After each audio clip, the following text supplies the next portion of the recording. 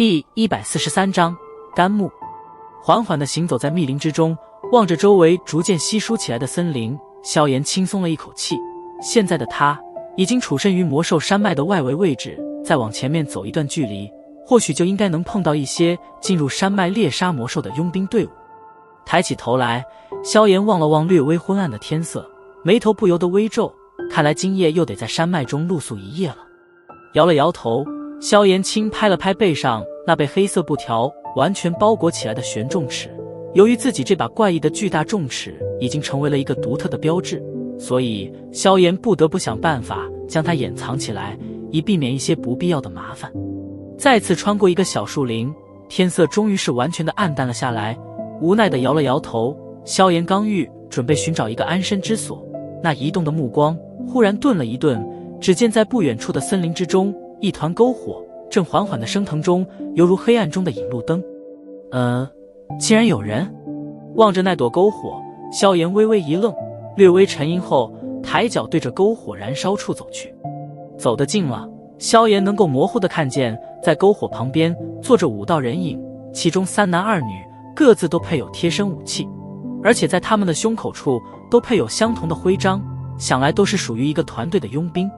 就在萧炎缓缓走过来之时，那篝火旁，一名中年男子忽然猛地回转过头，眼睛直射向萧炎所在处，冷喝道：“是谁？”听得他的喝声，其身旁的3人呛的一声拔出腰间武器，然后对准着中年男人视线望处，其中的一名年纪颇小的女孩连着抽了2次才把剑抽出来，当下脸颊被羞得有些涨红。哼，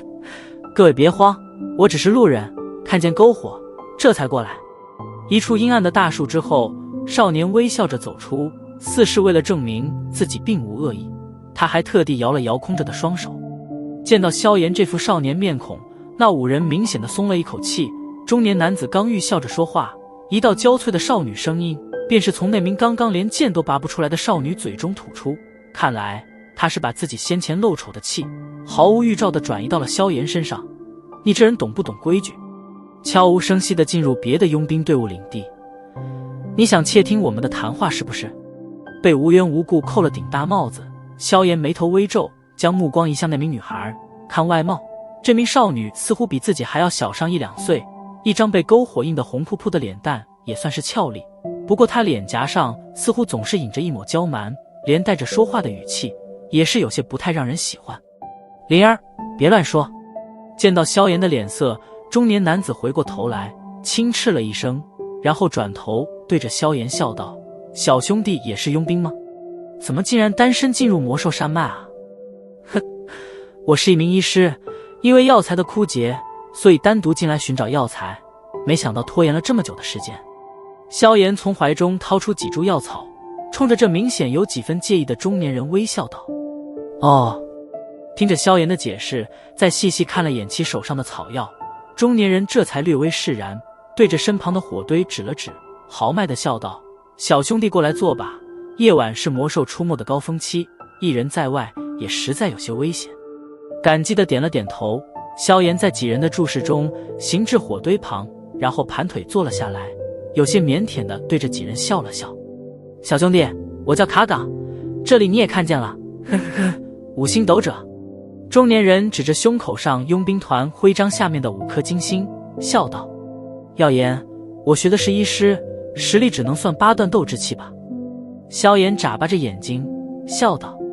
胆子还挺大，区区8段斗之气，竟然便敢闯进魔兽山脉。今夜若不是遇见我们，恐怕你就得被成为魔兽肚中的食物了。”听得萧炎自曝的实力，那名被称为灵儿的少女顿时笑道，笑声中噙着许些不屑，淡淡的笑了笑，以萧炎的心智自然不会理会他，将目光投向另外1女2男，微笑道：“耀言8段斗之气，清新4星斗者。”那名身穿绿色裙袍的女子对着萧炎礼貌的一笑：“魔师4星斗者，嘿嘿，小兄弟叫我狮子就好。”一名体型有些壮硕的汉子冲着萧炎憨厚的笑道。轮到最后一名白衣男子时，他刚欲开口，一旁被萧炎无视的少女便是抢着道：“这是我木兰大哥，他可是5星斗者，就连我们团长也说他天赋绝顶，和你比自然是一个天上，一个地上。微笑着冲着对方点了点头，萧炎瞟了一眼那得意洋洋的少女，忽然发现他似乎颇为崇拜这位英俊的白衣男子，甚至那抹崇拜中还有着许些少女的情窦。不过也难怪，类似她这种女孩最喜欢的便是木兰这种既有实力又有相貌的白马王子。双方简单的认识了一番，便是初步的活络了起来。在谈话中，那名叫做卡岗的中年男人再次不着痕迹地询问了萧炎几个与医师有关的问题后，都被萧炎给予了完善的回答。这般他也终于消去了最后的疑心，几人互相的畅聊了起来。在聊天中，萧炎有些惊愕地发现，这几人居然是青山镇3大佣兵团之一的血战佣兵团团员，而且据说那名叫做灵儿的少女，其父亲还是佣兵团中的高层，难怪他做起事来有些刁蛮。以血战佣兵团在青山镇的势力，也的确够他横着走了。在互相熟络之后，萧炎也并没有忘记自己过来的目的，偶尔间会随意的询问上一些有关于狼头佣兵团的情报，以及现在青山镇的局势。对于这些并不算什么秘密的问题，卡岗倒是没有怎么隐瞒，将狼头佣兵团最近的处境以及一些动向笑着说了出来。听得从卡岗嘴中说出的消息，萧炎这才松了一口气。还好，他想象中的3大佣兵团联手追捕他的事情并没有发生。以他现在的实力，仅仅一个狼头佣兵团并不足为惧。得到自己所需要的消息之后，萧炎本来想现在离去，可却耐不住热心的卡岗的邀请，所以也只得顺了他的意思，在营地之中休息了一晚上。当然，休息期间，那名因为萧炎的原因而使得他出丑的少女，更是少不了一通冷嘲热讽。不过对此，萧炎也懒得理会，在走进帐篷后便是闷头睡觉，将那名有心撒气的少女气得直跺脚。安静的夜在卡岗几人的轮番守夜中安全度过。在天色蒙蒙亮时，萧炎舒畅的帐篷中钻出，望着已经开始收拾营帐的卡岗几人，不由得笑着想要上前帮上一把。哟，你终于起来了呀，我们辛苦的替你守了大半夜，你倒好，一觉睡到现在，真是个大少爷。还没走过去，少女那冷笑声便是在清晨的上空响起。目光连看都没看那名叉着腰的少女，萧炎自顾自地帮卡岗将帐篷收了起来。若不是自己在营帐周围撒了高阶魔兽的粪便，他难道以为真的昨夜会过得这般平静吗？而瞧得萧炎这副无视自己的模样，少女更是气得竖起了眉头。若不是一旁的木兰拉着，恐怕又要出言讽刺了。将营帐收拾好之后，由于顺路，萧炎又跟着几人走了一段距离。当望着那前面不远处的巨大道路之后，萧炎不由得轻笑了笑。上次逃亡就是从这里开始的吧？笑着摇了摇头，萧炎对着卡岗拱了拱手，笑道：卡岗大叔，我们便在这里分别吧，多谢你一路的照顾了。耀言，你不是要去青山镇吗？我们正好顺路啊。见到萧炎有要离开的意思，卡岗愕然地问道。萧炎笑着摇了摇头，虽然他可以选择无视那名叫做灵儿的刁蛮少女，可他的那种噪音实在是让的人有些心烦，他不想自虐，所以还是单独走为好。哼，忽然记起来，我还有点事，恐怕还要在这里停留半天时间，你们先走吧。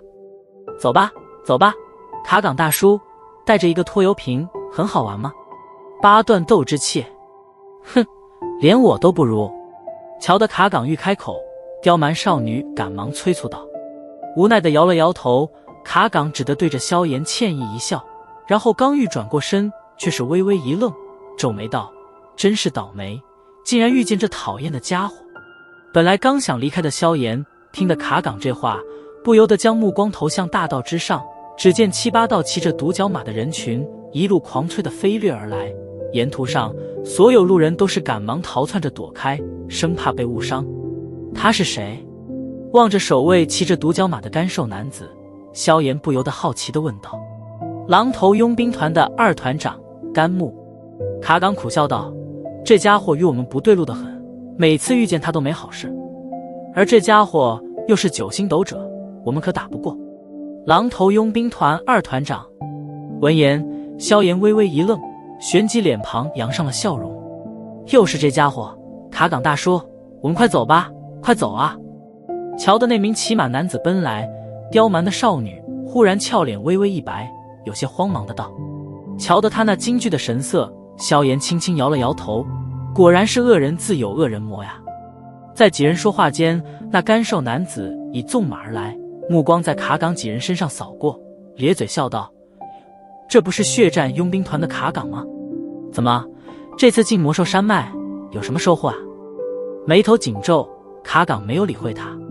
瞧得卡岗不说话，干瘦男子也不介意，继续将目光转移到那躲躲闪闪的灵儿身上，淫秽的舔了舔舌头，笑眯眯的道：“灵儿越来越水灵了，叔叔我最喜欢的就是你这种小女孩了，哈哈，那滋味特别棒，以后可别落单哦，嘿嘿。”听得干瘦男子这阵淫笑，灵儿身体急颤，赶忙将身子藏在卡岗身后，不敢再开口说话。嘿嘿，大爷今天还有急事，就不陪你们玩了，哈，下次遇见可不会这么好过。调戏了一下小女孩，干瘦男子哈哈一笑，皮鞭在马屁股上使劲一抽，便欲离开。瞧着干瘦男子就欲离开，卡岗几人都是松了一口气。然而就在干瘦男子马急冲而出之时，一道炸响猛地在一旁道路上爆响而起，